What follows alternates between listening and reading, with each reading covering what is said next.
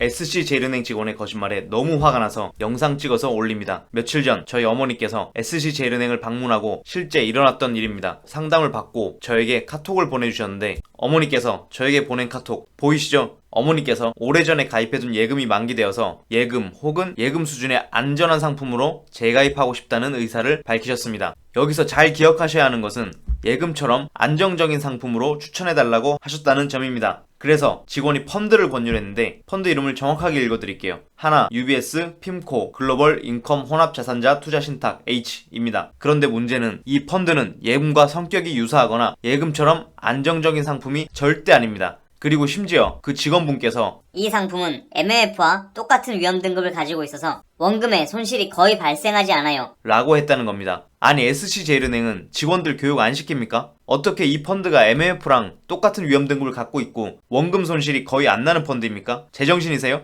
자 보세요. MMF 펀드는 초저위험 등급이고 이 하나 UBS 글로벌 인컴은 중위험에 가까운 위험 등급을 갖고 있습니다. 대체 이게 왜 비슷한 펀드인 거죠? 그리고 더 심각한 거짓말은 MMF처럼 안전하다고 했는데 이 하나 UBS 글로벌 인컴은 내부를 들여다보면 신흥국 채권, 하이힐드 같이 위험성이 꽤나 큰 자산군들을 안에 담을 수 있도록 설계되어 있습니다. 실제로 상품 정보를 찾아보면 펀드 런칭 후에 몇 달 만에 마이너스 3% 정도의 손실이 발생하기도 했죠. 아무리 좋게 생각해줘도 시장이 크게 흔들리면 마이너스 10%까지도 충분히 발생할 수 있는 상품이라는 거죠.